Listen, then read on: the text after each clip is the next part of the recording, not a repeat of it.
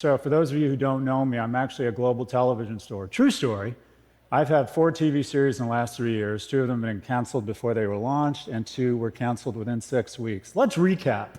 If we want to juice this thing, if we want to put a cattle prod up the ass of the economy. Bloomberg, the most trusted name in financial news. Not for long. I'm going to do whatever I can for this country of ours. Oh, Jesus Christ. Jeez, come on, dude. You're 0 for 2. Are you stuck?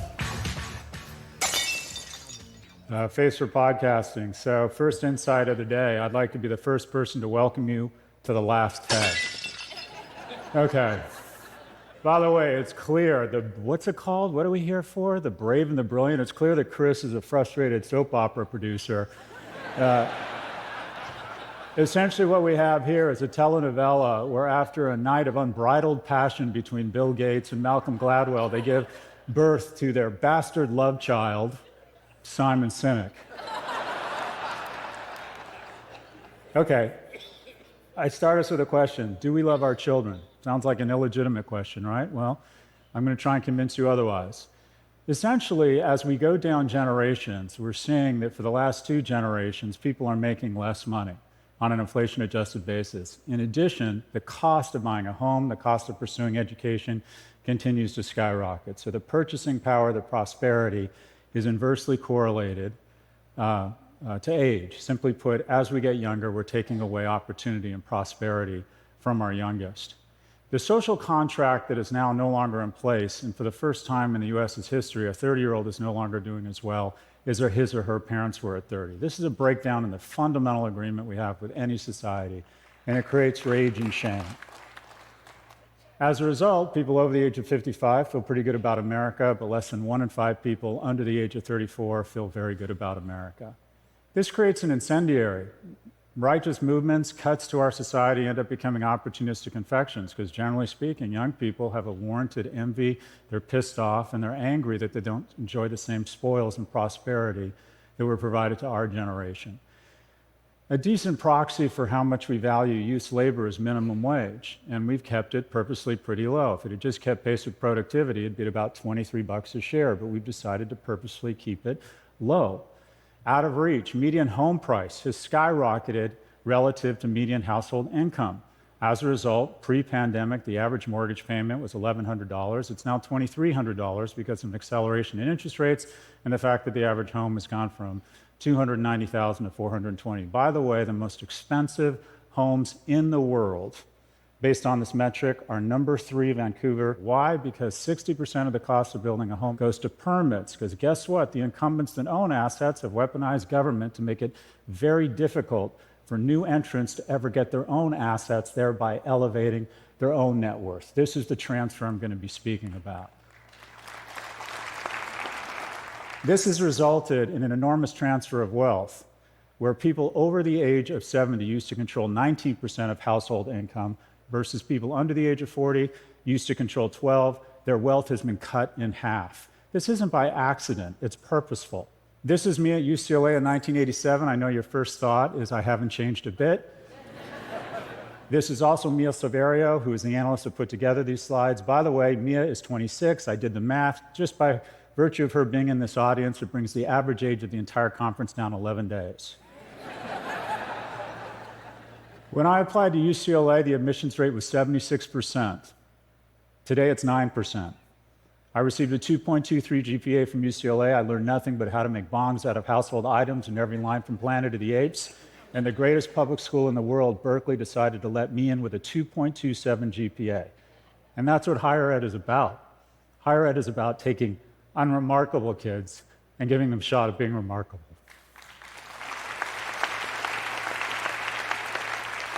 And every year, it's gotten more expensive. Higher ed and homes, and the ability, not only is higher ed incredibly expensive, it's not accessible, because me and my colleagues are drunk on luxury, and I'll come back to that. We've embraced the ultimate strategy. Me and my colleagues in higher ed wake up every morning and ask ourselves the same question when we look in the mirror. How can I increase my compensation while reducing my accountability?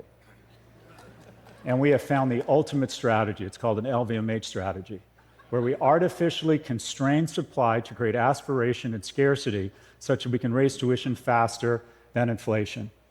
And old people and wealthy people have done the same thing with housing. All of a sudden, once you own a home, you become very concerned with traffic, and you make sure that there's no new housing permits. And here is a memo to my colleagues in higher ed. We're public servants, not fucking Chanel bags.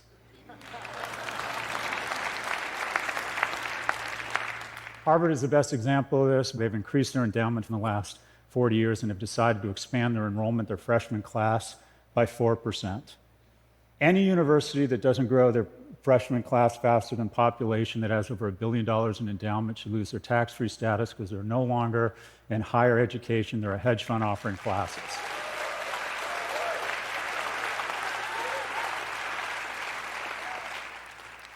My first recommendation: Biden should take some of that $750 billion earmarked to bail out the 1/3 of people that got to go to college on the backs of the 2/3 that didn't, and give $1 billion to our 500 greatest public institutions, size adjusted, in exchange for three things. One, they use technology and scale to reduce tuition by 2% a year, expand enrollments by 6% a year, and increase the number of vocational certifications and non-traditional four-year degrees by 20%.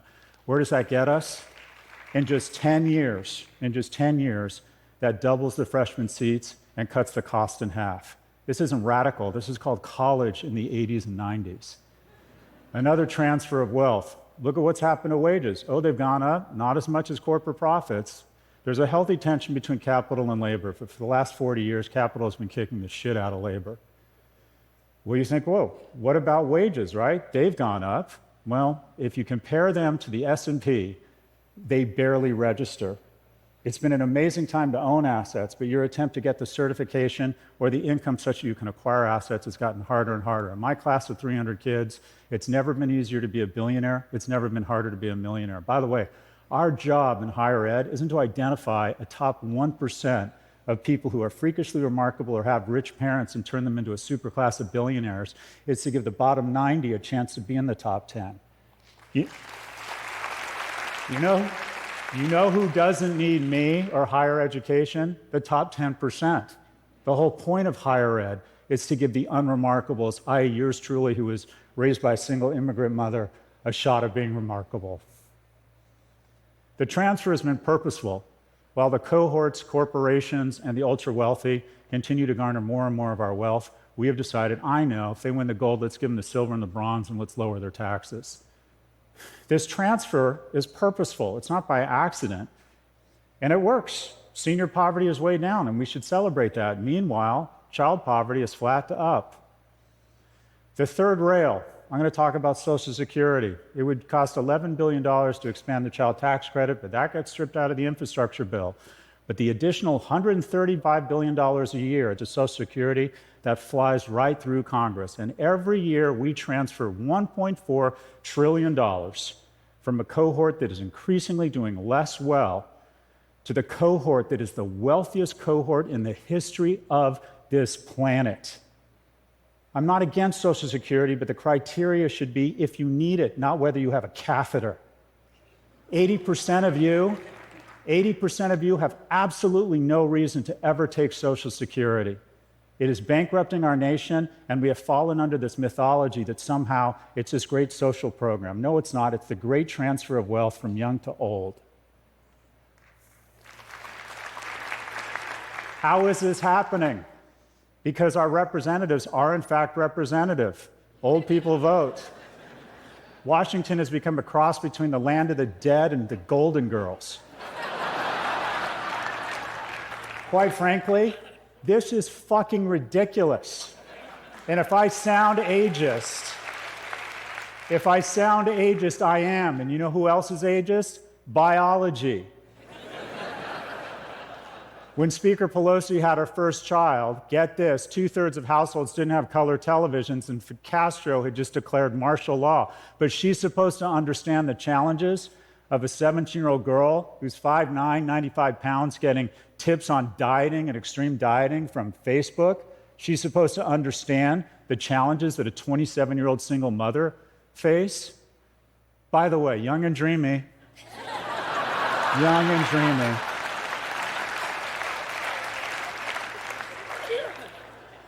The great intergenerational theft took place under the auspices of a virus. I know, let's use the greatest health crisis in the century to really speedball the transfer. This is the NASDAQ from 2008 to 2012. We let the markets crash.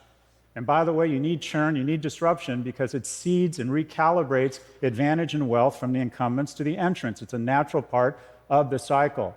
But wait, lately, no, 1 million people dying would be bad, but what would be tragic is if we let the NASDAQ go down and guys like me lost wealth.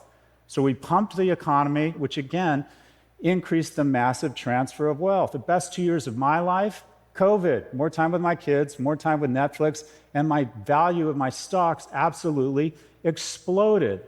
And who has to pay for my prosperity? Not me. Future generations who will have to deal with an unprecedented level of debt. Why am I here and why do I get the prosperity I enjoy? Because in 2008, we bailed out the banks, but we didn't bail out the economy. We let the markets fall. So as I was coming into my prime income earning years, I got to buy, no joke, these stocks at these prices. This is where those stocks are now. Where does a young person find disruption? When you bail out the baby boomer owner of a restaurant, all you're doing is robbing opportunity from the 26-year-old graduate of a culinary academy that wants her shot. We need disruption.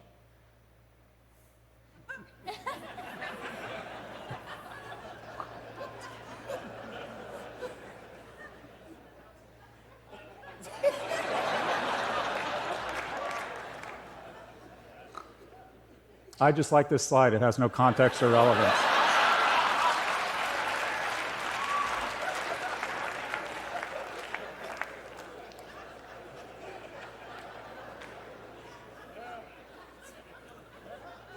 We're economically attacking the young, but I know, let's attack their emotional and mental well-being. Let's take advantage of the fact of the flaws in our species with medieval institutions, Paleolithic instincts, and godlike technology. I'm just going to say, I think Mark Zuckerberg has done more damage to young people in our nation while making more money than any person in history. Oh, but wait, what could be worse? It's as if we let an adversary implant a neural jack into our youth to raise a generation of civic, military, and business leaders that hate America. How can we be this stupid? All right, this all adds up to a bunch of graphs all headed up and to the right. And what are they? What's the first one? Oh, that's self-harm rates, which have exploded, especially among girls, since my colleague Jonathan Haidt pointed out it's really gone crazy since social went on mobile. What's the next one? Teens with depression. The next one, men and women not having sex. Biggest fear of my parents was that I was going to get in too much trouble. My biggest fear, honestly, is that my kids aren't going to get into enough trouble. By the way, my advice to every young person watching this program is go out, drink more, and make a series of bad decisions that might pay off. Next graph, cumulative gun deaths. You're more likely to be shot in the United States if you're a toddler or an infant than a cop. Next graph, obesity, way up. By the way, the industrial food complex wants to addict you to shitty, fatty food so they can hand you over to the industrial diabetes complex. We should not romanticize obesity. You're not finding your fucking truth, you're finding diabetes. Overdose deaths, way up. Deaths of despair. When I was in high school, it was drunk driving. Now it's kids killing themselves. Young people don't want to have kids anymore. 2/3 of people aged 30 to 34, able-bodied, used to decide to have at least one child. It's been cut in half. It's now less than a third, 27%. As a result, people over the age of 60 in the US, pretty happy. People under the age of 30, not so much. Some of the lowest in the free world. What can we do? Nothing wrong with America that can't be fixed with what's right with it. We got the hard stuff figured out. There are programs to address all of these issues that cost a lot of money. That's the hard part. And we have figured this out. In just 5 minutes post an earnings call, we can add $250 billion to the economy. We've got the hard part figured out, the resources. We have the money, but we decide not to do it. This is per capita spending on childcare in the United States relative to other nations. This is housing permits. Things are doable. We increase minimum wage to $25 an hour. It goes into the economy. The wonderful things about low and middle income households is they spend all their money. We have to restore a progressive tax structure with alternative minimum tax on corporations and wealthy individuals. We need to refund the IRS. We need to reform Social Security. It should be based on whether you need the money, not on how old you are. We need a negative income tax. My friend Andrew Yang screwed up a great idea, but he branded it incorrectly. Instead of calling it UBI, he should have got Republicans on board by calling it a negative income tax. We need to eliminate the capital gains tax deduction. When did we decide that the money that capital earns is more noble than the money that sweat earns? Shouldn't it be flipped? We need to remove 230 protection for all algorithmically elevated content. We need identity verification. The reason we can have identity verification is because we have a First Amendment. Break up big tech. We have monopolies that are incurring greater and greater costs on every small business and parents because, again, see above, our representatives don't understand these technologies. We need to age-gate social media. There's absolutely no reason anyone under the age of 16 should ever be on social media. We need universal pre-K. We need to reinstate the expanded child tax credit. We need term limits, see above Andrew Yang. We need income-based affirmative action. Any visible signs of affirmative action make no sense at all. You would rather be born gay or non-white in the United States today than poor, and that's a sign of our progress and our need to recalibrate who we give advantage to. Affirmative action, of which I'm a beneficiary of, I got Pell Grants, I got unfair advantage. Affirmative action is a wonderful thing, and it should be based on color. It should be based on green, how much money you have or don't have. Expand college enrollment and vocational programs, mental health, ban phones in schools, invest in third places, big brothers and sisters programs. We need national service. We need to tell people in the United States and Canada that they live in the greatest countries in the world, and we need to remind them of that every day by exposing them to other great Americans where they feel connected tissue. We can do all of this. We can do all of it. We have the resources. The question is, do we have the will? This is my last slide. It is an emotionally manipulative slide to try and get you to like me more. But it does have a message. This is the whole shooting match. Anybody here without kids, ask someone with kids. You have your world of work, you have your world of friends, you have your world of kids. Something happens here, your whole world shrinks to this.